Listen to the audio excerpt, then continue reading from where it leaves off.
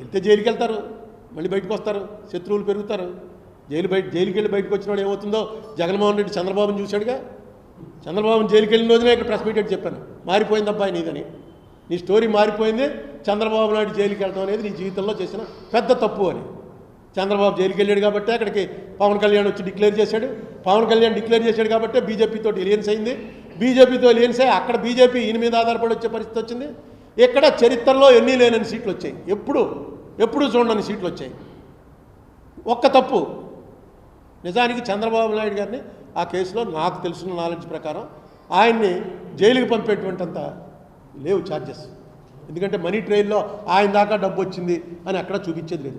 అందుకే నేను సిబిఐకి అప్పచెప్పండి అన్నాను. ఇక నన్ను మామూలు జైలుకి వచ్చి చూసిన ప్రతి వాళ్ళల్లో బూతులు తిట్టిపోయారు.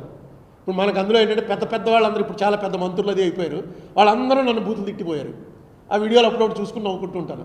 ఇంత పెద్దవాడు కూడా మన మీద ఇంత టైం స్పేర్ చేశాడు.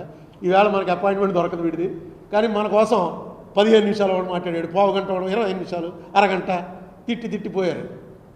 ఈవేళ ఏమైంది, వాళ్ళే అధికారంలోకి వచ్చారు, జైలుకి వెళ్ళిన వాళ్ళే.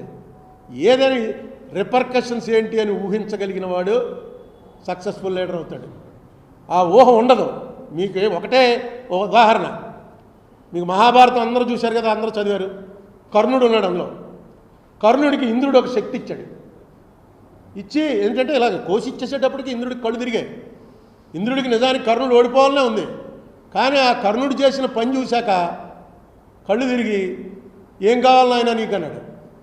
నాకు ఒక శక్తి, ఒక మనిషి ఉన్నాడు, వాడిని చంపడం కోసం నాకు ఒక శక్తి కావాలని. ఎవడా మనిషి అందరికీ తెలుసు,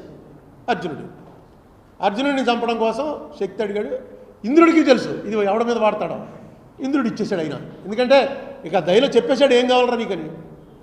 మనకు అర్థమైన విషయం ఏంటంటే కురుక్షేత్ర యుద్ధంలో కర్ణుడు ఏ రోజు బయటకు వచ్చి ఆ రోజు అర్జున చావు అని పట్నం కొట్టాడు, అయిపోయింది, యుద్ధం క్లోజేగా.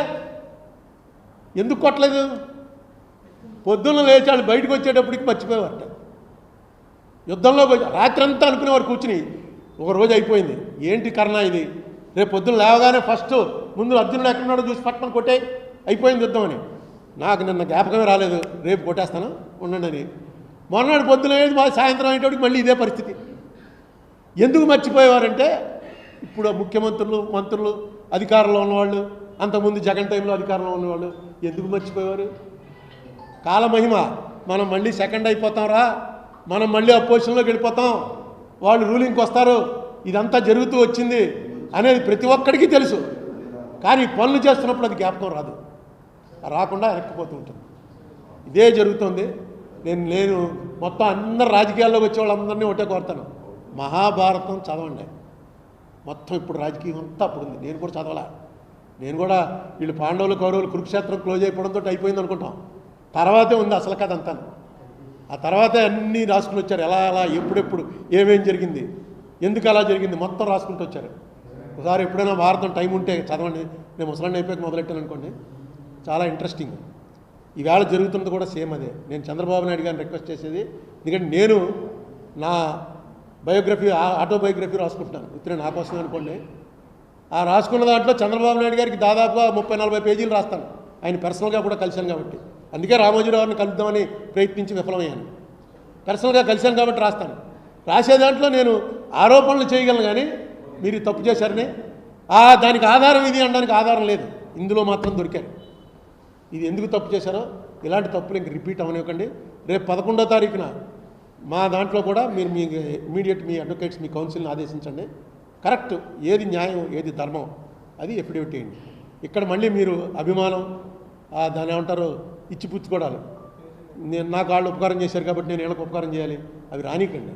అది ఈ స్టేజ్లో మీకు అనవసరం. మీరు ఎంత 75 ఏళ్ళు వచ్చి మీకు ఇంత పేరు, భారతదేశంలో ఇంత పేరు వచ్చి ఇన్నిసార్లు ముఖ్యమంత్రి అయ్యి అలాంటి బలహీనతగా మాత్రం లొంకండి.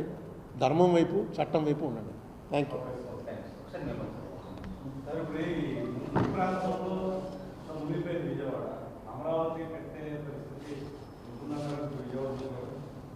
ఇవన్నీ మామూలేనండి. అమరావతి గురించి నేను అనేక సార్లు మాట్లాడాను. సో వాళ్ళు అక్కడ నిర్ణయం తీసుకున్నారు, కడతారు, దానికి ఏం కావాలో అది చేస్తారు. ఇప్పుడు ముంపు వచ్చింది కాబట్టి అమరావతి మునిగిపోతుందని ఇవన్నీ పొలిటికల్ ఎలిగేషన్. నేనేం రాజకీయ పార్టీకి సంబంధించిన వాడిని కాదు, నాకేమి. అమరావతి అనేది ఆయన నిర్ణయం, ఆయన పట్టింది నేను బుక్కే రాశాను. ఫస్ట్ అపోజ్ చేసింది నేనే. జగన్ కూడా సపోర్ట్ చేసినప్పుడు నేను అపోజ్ చేశాను. అన్నిటికీ వ్యతిరేకం. అబ్బో చాలాసార్లు అయ్యింది. కానీ వాళ్ళ నిర్ణయం, అది గవర్నమెంట్ నిర్ణయం, తప్పదు కదా. Okay, thank you brothers. మామూలుగా 100 పేజీలు మాట్లాడతారు.